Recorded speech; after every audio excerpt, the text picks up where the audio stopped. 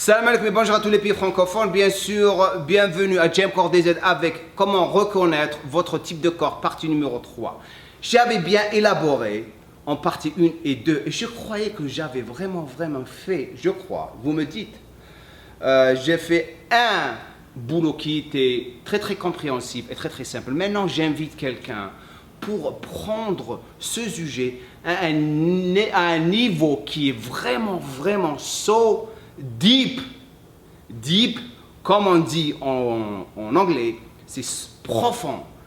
Ce qui va me faire de la peine, c'est que les gens qui sont en train de regarder cette vidéo, les gens qui n'ont pas de patience, ils ne vont pas prendre le temps. Enfin, j'espère que tout le monde va regarder toute la vidéo, qui va être avoir d'autres parties. Parce qu'on était on avait vraiment élaboré sur le sujet que on devait faire une troisième vidéo, une troisième partie. Non, ça s'est avéré qu'on a 4 parties totales. Je vous présente bien sûr monsieur Frédéric Delavier, que tout le monde connaît et que j'ai vraiment, je suis très chanceux, comme ça se dit en français, chanceux c'est ça, de l'avoir comme guest sur James Corps DZ parce que le mec, il est fascinant. Donc, voici la partie numéro 3. De la partie du numéro 3, on va voir encore 3 autres parties parce que, comme peut-être je l'ai dit auparavant, la vidéo devait durer à peu près 15 à 20 minutes. Ça s'est avéré qu'il avait tellement de connaissances, je ne voulais pas arrêter et je voulais partager ça avec vous. Donc, si je vous encourage à vraiment prendre le temps et vous éduquer sur ce qu'il va dire parce que ça va vous éblouir. Ok, je vous présente bien sûr monsieur Frédéric Delavier. Et here we go! Bonjour à tout le monde et salam alaikum et bonjour à tous les pays francophones. On débarque avec un invité à James Corps DZ. Vous avez vu les 2 vidéos que j'ai faites sur le type de corps. Mais maintenant, on va rentrer dans le détail avec monsieur Frédéric Delavier, que tout le monde connaît bien sûr. Frédéric, bonjour, comment tu vas? Salut Jamo, j'espère que tu vas bien. Salut, bonjour de France et puis bonjour à tout le monde, hein, qu'il soit en France, au Maghreb ou même partout dans le monde, tous les partout. Donc, Frédéric, il y a une guerre dehors entre les coachs qui sont en train de débarquer. Aujourd'hui, on va parler du système somatotype, bien sûr. Et Frédéric, si j'ai envie de prendre quelqu'un pour parler de ça, je vais chez Frédéric Delavier. Pas quelqu'un d'autre. Parce que Frédéric, si les gens qui ne le connaissent pas, tout le monde, et puis je dis tout le monde, partout dans le monde, utilise son bouquin, les guides de mouvement et musculation que vous voyez ici. Il a été traduit en combien de langages déjà, Frédéric? Je sais pas, 32, un truc comme 32 ça. 32 langages. Donc ça vous dit quelque chose déjà.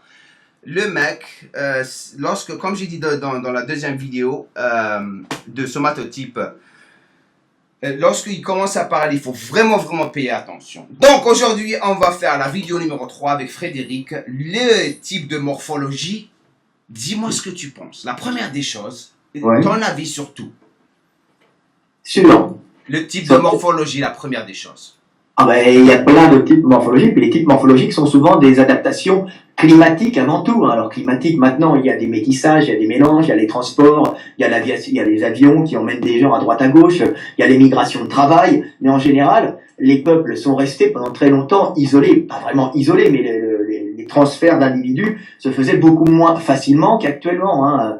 Donc, en général, les types morphologiques, hein, on va dire, ce sont souvent des types adaptés à des climats. On est fonction du milieu dans lequel on vit, et c'est le milieu qui nous formate, qui nous cisèle, hein, qui nous fabrique, hein, on s'adapte au milieu dans lequel on est. Donc les gens du Nord, par exemple, vont pas avoir le même type morphologique que les gens du Sud, hein, avec un climat chaud. Il y a des gens qui vont avoir des adaptations au froid, d'autres des adaptations au chaud, d'autres des adaptations à des climats sans carence, hein, d'autres des adaptations à des climats avec parfois du manque de nourriture. Donc c'est pour ça qu'on voit des gens qui, des fois, métabolisent mieux le gras, parce qu'on est sûr que quand ils métabolisent mieux le gras, c'est que ou soit ils vivent dans des pays froids, ou ce sont des régions où ils ont dû stocker pour passer des périodes de manque calorique, donc de famine, de disette, etc. Hein, périodique. Hein. Par exemple, on peut être sûr, par exemple, que quand on voit un peuple avec des grands, hein, partout des grands balèzes, hein, comme on peut rencontrer en Allemagne du Nord, toute cette zone qui est proche de la Baltique, bah, ce sont des gens qui ont accès à beaucoup de calories et qui n'ont pas vécu de crise calorique depuis longtemps. Pareil, quand on voit des Maasai, hein, ils sont très grands, on peut être sûr que c'est des mecs qui sont grands, balèzes, et qui n'ont pas vécu de crise calorique. Quand il y a des petits en général, à part pour les pygmées, c'est à part.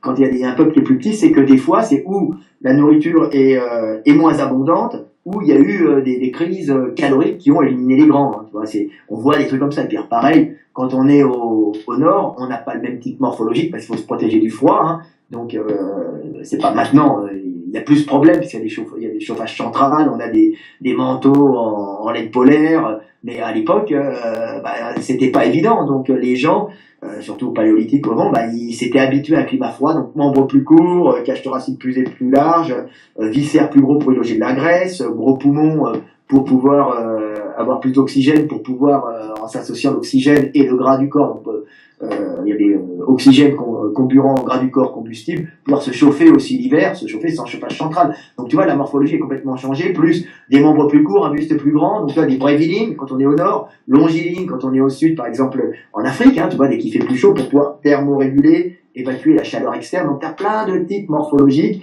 qui sont souvent des adaptations au climat. Bon, alors maintenant, on a des Africains qui vivent à New York, hein, donc ça a rien à voir avec le climat original, mais ça fait quoi? Ça fait 200, 300 ans, c'est pas beaucoup. Donc il n'y a pas eu le temps d'avoir assez de changements, tu vois.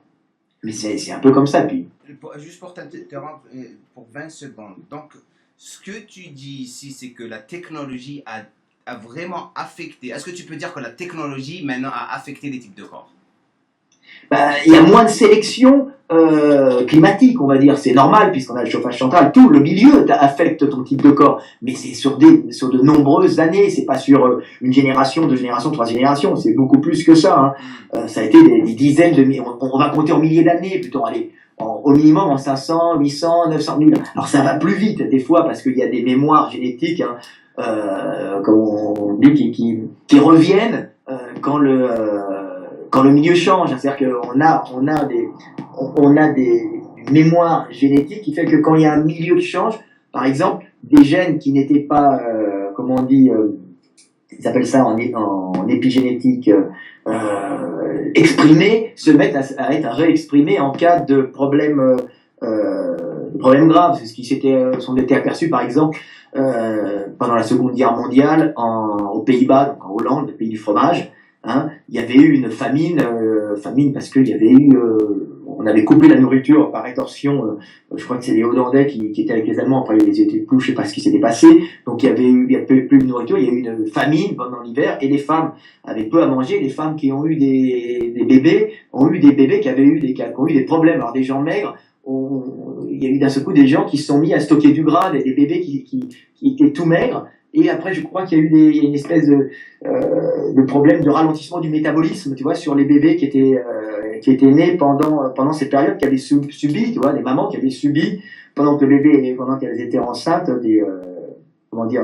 cette famine. Hein, ça avait influencé le nourrisson, le fœtus, qui lui avait sûrement au développement avait développé des particularités qui étaient des maladies, si tu veux, mais qui étaient des maladies qui favorisaient le stockage de graisse, par exemple, tu vois. Alors, c'est mauvais, le stockage de graisse, mais ça sauve en cas de famine, tu vois. Est-ce que tu peux dire que les morphologies sont liées à son génétique, c'est-à-dire liées, elles peuvent être connectées à la génétique de certaines personnes? Par exemple, Sheldon, par exemple, l'exemple de William Sheldon, ce qu'il a développé, qu'est-ce que tu en penses? Sheldon, comme on dit, on en a discuté avant, c'est con du jeter la pierre, parce que c'était un mec qui a fait ça, c'est dans les années combien, je me souviens plus, 30 combien? 40, dans les années 40. Le mec avait pas assez de recul, mais déjà ce qu'il avait approché, il s'était aperçu qu'il y avait des types morphologiques qui étaient en rapport avec les feuillets embryonnaires. Donc ecto-méso-endo, l'ectoderme, le mésoderme et l'endoderme, avec des prédominances embryonnaires. Alors c'est pas complètement faux, puisque grosso modo c'est à peu près ça. Il y a des gens qui ont tendance à être gros, donc qui ont tendance à être gras. Donc c'est vrai une prédominance du système digestif et du stockage de gras, donc de tout ce qui est assimilation et conservation des calories. Hein. Et puis il y en avait l'autre, il y avait une prédominance du système musculaire et squelettique, alors ce qui vient du même du même feuillet embryonnaire, hein, dans le développement de l'embryon, hein, et puis l'autre qui avait du feuillet externe, donc système nerveux, et en même temps système nerveux, peau, tout ça, tu vois. Donc c'était assez grossier comme approche, mais c'était une approche qui n'est pas si éloignée que la réalité. Mais ça ne correspond pas à tout, parce que ce qu'on va appeler un ectoderme en Europe, par exemple, un ectomorphe en Europe, donc un mec maigre, sans gras, et plutôt caché avec des grandes jambes, plutôt maigre, ils vont dire qu'en Europe, c'est un type avec un métabolisme accéléré, rapide, qui peut manger beaucoup. Le problème, c'est qu'en Afrique, un mec maigre, qui n'a pas de gras et longiligne, c'est plus une adaptation climatique, et pas un mec qui a un métabolisme lent, tu vois, un métabolisme rapide. C'est un mec qui a un métabolisme normal. Parce qu'en Afrique, il n'y a pas eu de sélection sur le métabolisme du gras, sur le stockage du gras et la métabolisation du gras. Parce que ça, c'est parce qu'ils ont beaucoup de nourriture partout. Donc, tu vois, donc on mange, on consomme, on mange, on consomme, et on marche pas au ralenti. En Europe, on va marcher au ralenti parce qu'il y a l'hiver, tu vois, donc en général, c'est un autre climat, tu vois, et un ectomorphe en Europe, c'est plutôt, on va dire, des règlements, tu vois, à la base. À la base, c'était un règlement. En Afrique, ce sont des ectomorphes, mais qui n'ont pas du tout un métabolisme qui marche lentement, rapidement. Ils ont un métabolisme qui marche normalement. Alors qu'en Europe, un mec qui est ectomorphe, en réalité, c'est un mec qui a besoin de manger beaucoup, tu vois, parce qu'il grille, tu vois. Donc parce que c'est pas une adaptation à la chaleur. Donc, ce que tu veux dire, c'est que les corps, le type de corps est vraiment lié au climat. Et ça, c'est quelque chose de très, très intéressant. C'est pour ça que j'ai dit à tout le monde que la troisième vidéo, on va vraiment rentrer dans des détails et on va vraiment discuter des trucs très, très intéressants avec toi. Et tu m'as vraiment fait rappeler quelque chose. En Algérie, lorsque j'étais jeune et j'ai commencé la musculation, je mangeais n'importe quoi. J'étais toujours sec. Toujours sec. Mais maintenant que j'ai commencé cette interaction et cette reconnexion avec le peuple algérien, maghrébin et tout, donc je me suis rappelé, j'ai fait une vidéo, quelqu'un il m'a dit,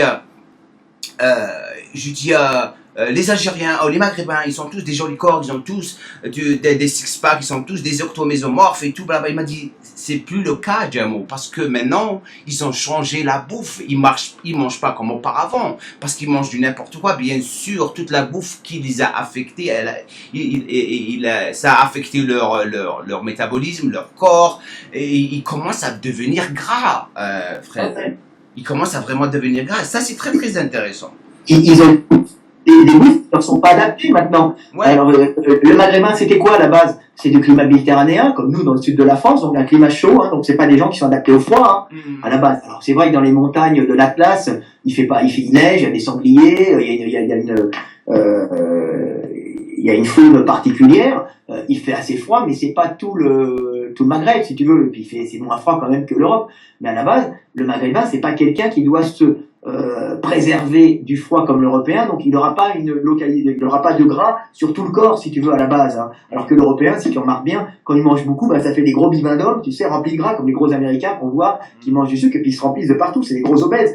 Tu vois, le maghrébin, quand il prend du gras, en général, on en voit des types maghrébins, j'en vois dans les vestiaires, c'est leur problème, c'est, ils sont pas tellement de gras de partout, puis ils prennent aux hanches, les mecs. Tu vois?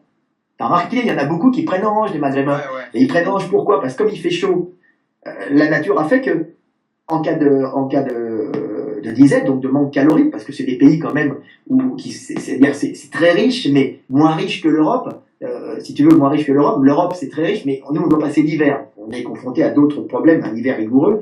Donc le maghrébin, lui, des fois, il a des problèmes à l'époque, hein, bien sûr, une mauvaise récolte, un peu comme ça, donc trop chaud, donc il se retrouve avec une mauvaise récolte, il va devoir stocker. Hein, tu vois, donc il stocke en général du gras, pas sur tout le corps parce qu'il va pas faire froid, ça sert à rien, il va monter en surchauffe en cas d'hiver, en cas d'été trop chaud, le mec il va faire pour essayer de thermoréguler, son corps va pas réussir et puis il risque de faire un arrêt cardiaque ou un problème au cerveau, tu vois, par irritation moléculaire, par excès de chaleur. Donc en général il stocke en localisé, donc il stocke sur les hanches, tu vois, les mecs, et les nanas aussi, tu vois, la femme algérienne elle a la hanche orientale, comme on dit. Ouais. Hein, c'est pas la hanche, c'est pas les fesses, comment dire, africaines où c'est derrière, juste localisé fessier. Hein. l'algérienne, par exemple, la tunisienne, la marocaine, même la moyenne orientale, hein, c'est des climats. Alors, c'est un désert, l'autre, c'est pas tout à fait la même chose, mais il y a le même type de stockage localisé sur les hanches, tu vois. Alors, chez les hommes aussi, on trouve ça, tu vois, parce que c'est la preuve qu'il y a eu des famines et il y a eu des disettes. Donc, ceux qui ont survécu, c'est ceux qui avaient de la réserve, mais pas partout pour pas monter en surchauffe.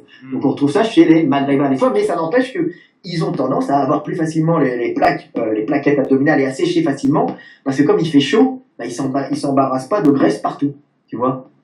Donc ça fait des types particuliers, hein. Le petit berbère bien maigre, très sec, il y en a plein, tu vois. Alors ils ont facilement une très belle définition. Après, ils vont avoir plus difficilement la masse, tu vois. Alors, pour avoir la masse, j'exagère, mais ils répondent bien en général au stéro, ils répondent bien aux produits, donc tout de suite ils gonflent, hein, avec ça, mais naturellement, ils auront moins de facilité à devenir énormes qu'un gros Islandais ou un gros, je sais pas, un Polonais ou un Russe ou un Allemand du Nord, tu vois. C'est normal, mais bon, par contre, leur qualité musculaire fait qu'ils sont pas obligés de faire forcément des régimes drastiques qui vont leur faire perdre de la masse musculaire pour se retrouver sur un podium, tu vois. Alors que l'Européen, lui, il peut être gros, balèze à fond la caisse. Par contre, il va tout perdre quand il va être obligé de faire un régime, tu vois, parce que son régime va le carencer parce qu'il a du mal à évacuer son gras. Il a un gras qui est localisé, qui est sur tout le corps parce que ça lui a permis de passer l'hiver, tu vois. C'est des trucs très particuliers, les morphologies. Tu t'aperçois qu'on les porte avec nous, on les porte dans les gènes. On est la mémoire génétique de notre lignée, tu vois. Ça, c'est vrai. Tu vois, c'est ça. Donc, la différence. Il ne m'empêche pas de croire en Dieu profondément, hein. Il y a Dieu que Dieu, hein. Ouais. Mais les lois de la physique et les lois de l'évolution, les lois de la biologie sont les lois de Dieu, hein. Il faut étudier Dieu dans la science, hein. C'est la base. Donc, un autre... Parlons des Asiatiques, par exemple. Comment que tu vas les catégoriser dans tout ça? Bah, les Asiatiques, c'est comme les Européens, hein. C'est des adaptations au nord, à la base. Alors, pas les Asiatiques du sud, parce que tu arrives, ils sont pas très gras en général, tu les vois, hein, parce que ce sont des montées au nord. Tu sais, quand il y a eu la colonisation on va dire, de l'Eurasie, hein, ça a été des montées successives. On en revient du Sapiens à moins 60 000 ans. C'est un peu bidon, parce c'est un peu bidon, on peut pas en vouloir aux chercheurs. Ils avaient pensé qu'il y avait Sapiens. Moi, j'avais dit depuis longtemps, maintenant, on découvre plein de mecs, Denisova, il y a plein on donne des noms, on s'aperçoit qu'il y a eu des montées progressives et que même Sapiens s'est mélangé à Néandertal en petite quantité. Mais, les Asiatiques, ce sont des montées Sapiens qui ont rencontré d'autres peuples qui étaient déjà adaptés, donc pas des Sapiens, des ancêtres Sapiens déjà montés en Europe, et ils les ont rencontrés. Ce sont des montées qui sont montées surtout par alors il y a des montées dans le nord, tu vois, montées dans le nord de l'Eurasie, et là il y a eu les plaines, ils sont habitués à des climats froids, surtout qu'ils sont montés, les passages se sont faits d'Afrique en Eurasie, hein, au moment des refroidissements, donc des glaciations, donc il y a des mecs qui sont passés. Alors ça a mis beaucoup de temps, mais comme ils sont passés par le nord, après ils ont dû redescendre, ils sont montés au nord, il y a eu beaucoup d'adaptations climatiques au froid dans toutes ces zones asiatiques. Là, tu vois l'Asie, hein, l'Eurasie, on voit que c'est un gros bloc avec quand même beaucoup de territoires relativement au nord. Par rapport à l'Afrique, c'est normal. Donc beaucoup de gens qui ont été confrontés à des climats froids. Ils n'étaient pas très nombreux, hein, mais c'est eux qui avaient ces gènes. Et ces adaptations climatiques au froid, ça donne des physiques bien particuliers, hein. Donc cette face un peu large, tu sais, des Asiatiques, hein, qui sont en vérité des adaptations au froid. Ils étaient couverts, hein, les hommes, entre guillemets, les hommes préhistoriques du paléolithique, ils étaient couverts, ils n'étaient pas du tout tout nus avec une massue, hein. Autrement, ils seraient morts, des animaux tropicaux, donc ils devaient être couverts. Il y avait une très grande culture des tissus à base de peau et de tressage végétal qu'on a perdu maintenant, hein, mais c'était pas du tout des gens sous-développés comme on peut imaginer. Ils n'étaient pas nombreux, mais pour survivre, ils avaient une grande culture qui a disparu. Là, pas une culture de bâtir des buildings, hein, mais une culture dans le petit, dans la culture de l'os, dans la culture du tressage de fibres végétales, tout ce qu'ils trouvaient sur le terrain. Donc ils s'abritaient, ils se protégeaient du froid, et souvent quand il faisait très froid que le visage qui sortait, ils chassaient, c'était des chasseurs-cueilleurs à l'époque, hein, et donc ils se sont habitués, ceux qui ont survécu, c'était ceux qui étaient plus habitués au froid, donc en général ils étaient un peu plus gras, peau épaisse, une bonne métabolisation du gras. Alors, tu vois, les Mongols, style les Mongols, quand tu vois des Mongols lutter, le Mongol c'est pas le Chinois, tu vois. le Mongol, il y a eu les empires mongols, si tu veux, après l'histoire, bien là-dessus, mais ils sont restés dans un climat où ils sont plus en lait, en nourriture, plus carné, plus de lait, tout ça à l'époque. Mais là, c'est déjà le néolithique, donc ça vient après. Mais déjà, ce sont des gens habitués au froid, donc qui ont tendance à stocker du gras, un peu comme les Européens, tu vois. Être hyper sec chez un Asiatique, c'est bon, mais les Asiatiques du Sud qui sont redescendus après. Et ce visage très particulier, avec les yeux bridés, c'est une adaptation au froid. Donc, crâne court, visage large, sinus rempli d'air pour protéger les yeux et le nez. Tu vois, le froid, raccourcissement du nez, c'est typique. Cou plutôt court chez les Asiatiques, tu vois. Et puis, c'est du gras autour des yeux pour protéger les yeux. Et puis, comme les yeux sont sortis parce que le crâne est court et large, on ne peut pas avoir une tête en forme de pastèque, à ce moment-là, œil bridé pour avoir une protection de la cornée avec de la peau. Alors que quand tu passes sur les Européens, hein, tu vois, il fait froid, mais froid humide, c'est pas aussi froid que ça. T'as pas besoin d'une protection aussi importante au froid. Il fait quand même froid, mais pas pareil. Donc, tu as les yeux qui sont moins sortis, le crâne moins court, hein, le crâne moins court, le crâne plus long, donc, hein, et le visage un peu moins large que les Asiatiques. Et du coup, les yeux peuvent rentrer, puis il y a une protection os, tu vois. Donc, ça fait des types morphologiques différents et un nez plus grand parce que ça va pas geler. Donc, tu vois, c'est particulier. Donc, on se retrouve avec des types particuliers, mais les Européens sont aussi adaptés à l'hiver, donc au manque de calories, donc ils vont stocker du gras et le stocker un peu partout, puis le stocker dans le vide, hein. Surtout les hommes, hein. Les hommes, ils stockent du gras dans le ventre, hein. Chez nous, les Européens, puis les Asiatiques, tu vois. C'est particulier. Après, il y a la civilisation qui est arrivée là-dessus, hein. Mais on a des types particuliers. Par exemple, un berbère, je doute qu'un berbère stocke beaucoup de gras dans le ventre, forcément, tu vois, il n'a pas passé l'hiver. Nous, on stockait dans le ventre parce que c'était directement utilisable, tu vois. Mais tu sais, je suis d'accord avec toi sur ça, mais en ce moment, surtout au Maghreb, tout le monde commence à prendre du poids, mais je crois que ça, c'est lié, bien sûr, à la mixture. À la base, vous êtes fait pour manger pas énormément. Voilà, vous êtes fait pour pas manger énormément et d'un seul coup, on vous passe on vous passe de la calorie en quantité industrielle, de la semoule de mauvaise qualité, avec du blé modifié, du sucre de maïs importé des États-Unis ou d'ailleurs, de la merdouille. Et puis d'un seul coup, vous êtes en surabondance et vous explosez, vous devenez gras. Le Maghreb, c'est quoi? Si tu remarques le Maghreb, on va parler du Maghreb. Le Maghreb, c'était l'Algérie, c'était il y a 150 ans, 3,6 millions d'habitants. C'est ça, hein? Ouais. C'était rien.